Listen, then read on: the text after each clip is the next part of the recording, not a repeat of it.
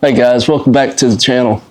So it's springtime, and this is when we got to talk about power outages and how to stay comfortable and, but more importantly, safe.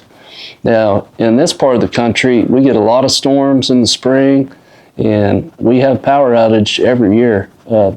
So I've been through this many times, and there's a few things that you really need to think about. I'll tell you a story. I had a relative that lives in Texas, and of course Texas has been having issues with their power grid, and so they had several power outages last year. Well, this relative didn't have a generator, and they lost power for days, ended up losing all of their food, had to replace that. Well, the cost to replace the food would have easily paid for a generator. So yeah, the generator will cost you some money up front, but it only takes one good power outage and it'll pay for itself. But not only that, if you don't have a generator during a power outage, you're going to be hot and uncomfortable. You're going to, like I say, lose all that food. So get a generator. It doesn't have to be a brand new one. You can buy a used one, just make sure that it functions properly. So when you're picking out a generator, there's a couple things that you need to keep in mind. This is what is called a 4,000 watt. So what does that mean? Well, this generator will handle 4,000 watts peak, but its continuous rating is about 3,000 watts. But what we really need to look for is the amps. How many amps will this handle? This particular unit will handle 25 amps peak, so just like a surge for just a second, or about 13 amps continuous. Now this generator is big enough for us. Some homes probably need a little bit bigger one, maybe 6,500 or better. So what can I run off of this generator? Well, with 13 amps, there's two things that are really critical during a power outage for us, especially in the warmer seasons. One is, of course, our refrigerator, so we don't lose all of our food. But secondly, and this is something else that I highly recommend you do, especially if you live in a warmer climate, and that is to have a small 5,000 BTU air conditioner window unit. Have it in one room. That way, during a power outage, you can run that air conditioner and stay cool, keep your family cool. People die every year from heat during power outages. So you need a small window air conditioner and a generator. Now, a 5,000 BTU air conditioner will draw, generally speaking, about 5 amps continuous, and when that compressor kicks on, it can pull 8 to maybe even 10 amps. Now you got to remember that the compressor on the air conditioner and the compressor on the refrigerator, they're not usually going to kick on at the same time. If that does happen and you're kind of on the edge as far as how many amps you can use, the generator will shut off. It's got a circuit breaker. If it gets overloaded, it's going to shut off. So keep that in mind.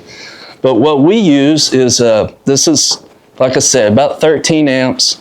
I can run an AC unit and a refrigerator and a couple little small devices. You know, you need to charge your cell phone, maybe a single light, but you just kind of juggle that. Like I say, a little bit bigger unit would probably be better.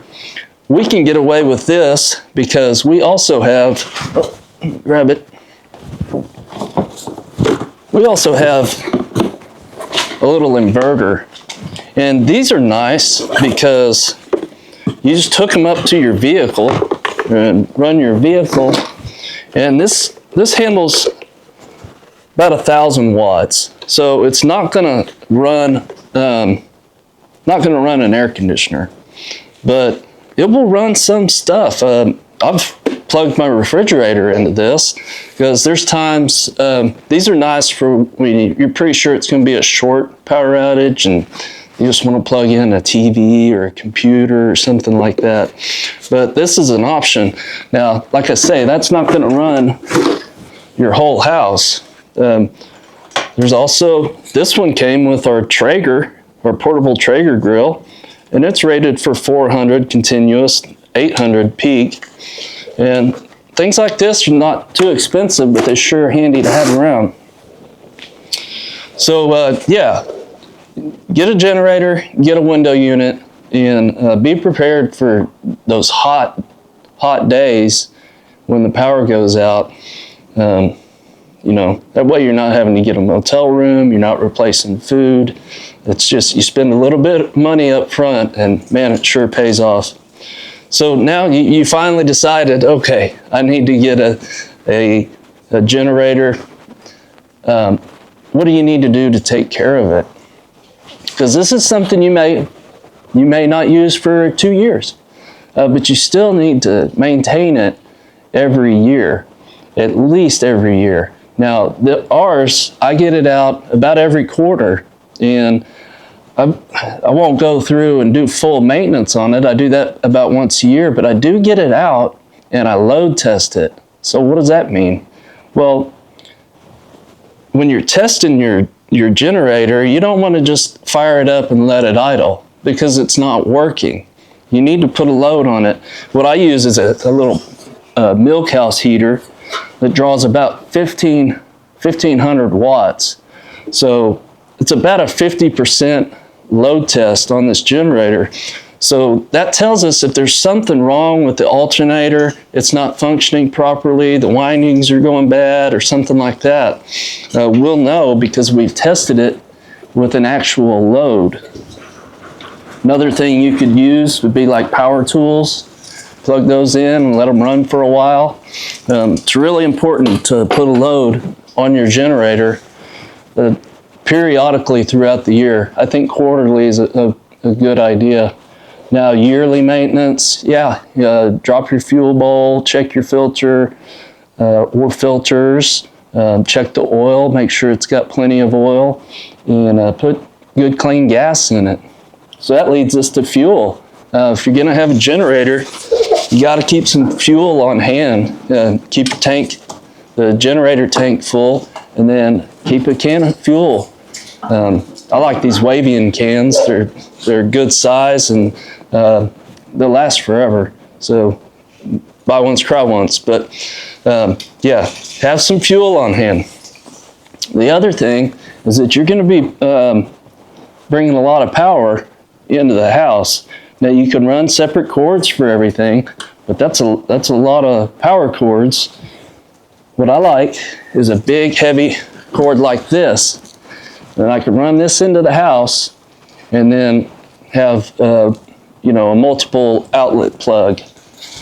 So what is this? This isn't your standard cord that you would see generally.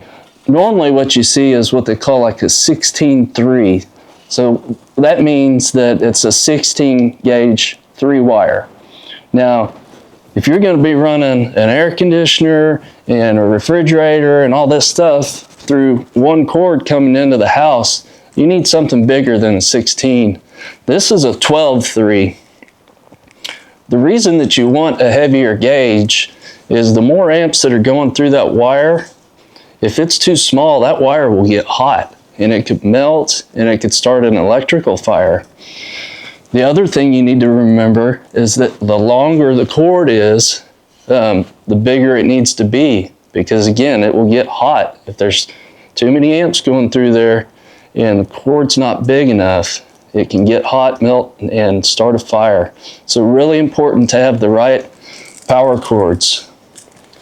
Let's see what else. I think that's about it.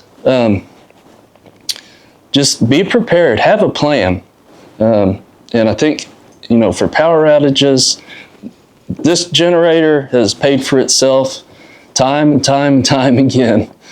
So I take care of it. I was just talking to a subscriber this morning. They had a power outage last night, and he pulled out his generator. He said it popped off after 2 pulls. And he said, I've had that generator for 22 years. So yeah, if you take care of it, yeah, it's an investment up front, but take care of it. It'll last a long time, and it'll pay dividends in the end. It'll keep you comfortable, but more importantly, it can keep you safe. So guys, I pray that you have a safe spring, and thanks for watching. God bless.